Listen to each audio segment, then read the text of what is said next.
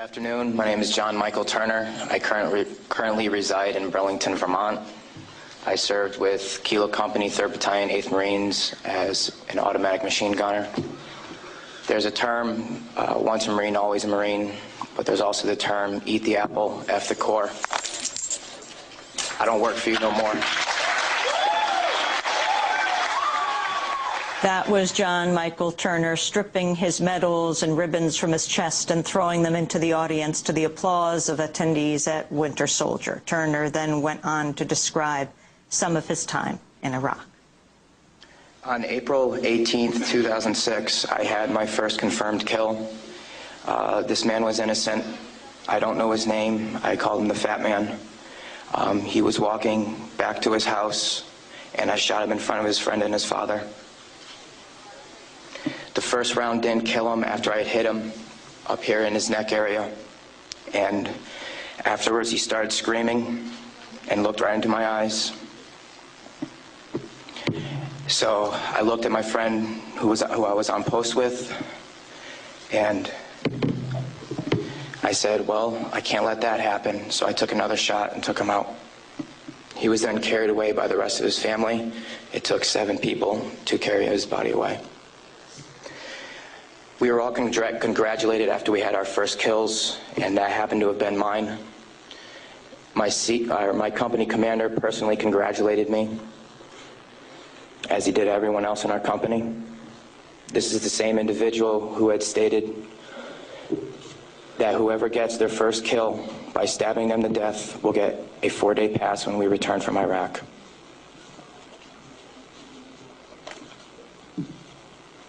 There was one incident where we got into a firefight just south of the government center, about 2,000 meters. We had no idea where the fire was coming from, and the way our rules of engagement were, pinpoint where the fire is coming from and throw a rocket at it. So with that being said, we still didn't know where the fire was coming from, and an 84mm rocket was shot into a house. I do not know if there was anyone in it. We do not know if that's where the fire was coming from, but that's what was done. Please go to the next image.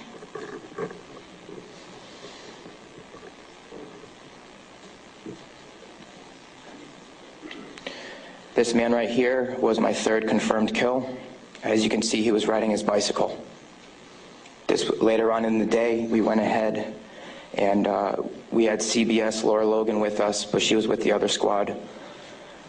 And so she wasn't with us, so myself and 2 other people went ahead and took out some individuals because we were excited about the firefight we had just gotten into, and we didn't have a cameraman or woman with us. With that being said, anytime we did have embedded reporters with us, our actions would change drastically. We never acted the same. We were always on key with everything, did everything by the books. The man on the bicycle, he was left in the street for about 10 minutes until we realized that we needed to leave where we were. And his body was dragged about 10 feet to the right of him,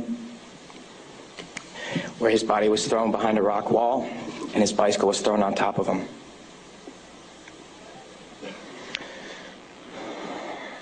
Another thing that we used to do a lot was recon by fire, where we would go ahead and try to start a firefight if we felt threatened in any way, shape, or form. There's one particular incident where we were working with the Iraqi Army and the Iraqi Special Forces in downtown Ramadi, and with our squad and the Iraqi Army, there was also lieutenant colonels, majors, first sergeants, and sergeant majors. Sorry, sergeants major. With that being said, the Iraqi Army would go into the house, kick in the doors, and then go ahead and shoot. And there were loud bursts of machine gun fire. We thought we were taking fire, but then we later found out that it was them.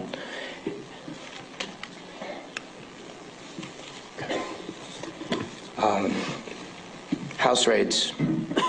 Because we were a grunt battalion, we were responsible for going on several patrols. A lot of the raids and patrols we did were at the night, around 3 o'clock in the morning, around there. And what we would do is just kick in the doors and terrorize the families. That was an image taken around 3 o'clock in the morning through night vision goggles. And that is the segregation of the women and children and the men. If the men of the household were giving us problems, we'd go ahead and take care of them any way we felt necessary, whether it be choking them or slamming their head against the walls. If you go back to that one picture, that was one man that wasn't taken, that was taken care of in a very bad way.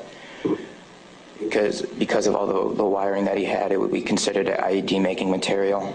On my wrist, there's Arabic for FU. I got that put on my wrist just 2 weeks before we went to Iraq because that was my choking hand. And anytime I felt the need to take out aggression, I would go ahead and use it. Please go to the next picture. Next. There's an instance of detainees and how they were treated in a nice manner. Next. That is the Fatima Mosque minaret. As you can see, it is written with bullet holes and holes in the top of it. Those were from mortars. And the next video that I'm going to show you is a tank round that went into that minaret, where we weren't sure if we were taking fire or not.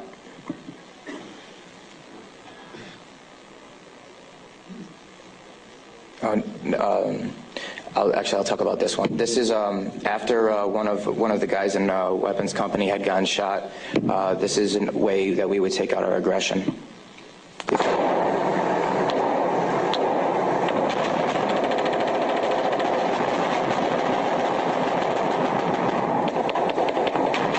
For those of you who don't know, it is illegal to shoot into a mosque unless you were taking fire from it. There was no fire that was taken from that mosque. It was shot into because we were angry. Can you please play the next video?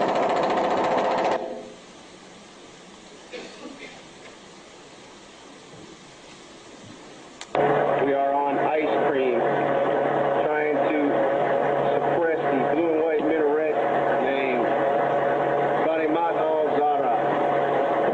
Hellraiser, Hellraiser. Go ahead, take another tape around that building over. That's that mosque door. Another round, Kilo 2. Oh! Yes! Next image. That, okay. With that being said, there's many more stories and incidents for me to talk about, although we don't have the time to. But this just goes to show you that that was the after effect of the tank round. This just goes to show you that everyone sitting up here has these stories, and there's been over 1 million troops that have gone in and out of Iraq. So the possibilities are endless. Next image, please. The reason I am doing this today is not only for myself and for the rest of society to hear, but it's for all those who can't be here to talk about the things that we went through, talk about the things that we did. Next image.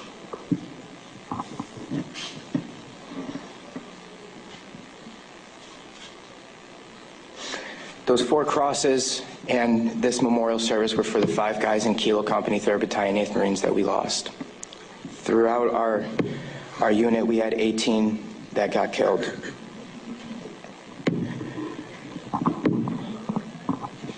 With that being said, that is my testimony. I just want to say that I am sorry for the hate and destruction that I've inflicted on innocent people. And I'm sorry for the hate and destruction that others have inflicted on innocent people. At one point, it was okay, but reality has shown that it's not, and that this is happening, and that until people hear about what is going on with this war, it will continue to happen and people will continue to die. I am sorry for the things that I did. I am no longer the monster that I once was. Thank you. Former Marine John Michael Turner fought with the 3rd Battalion, 8th Marines. The videos and photos the soldiers showed can be seen at our website, democracynow.org. This is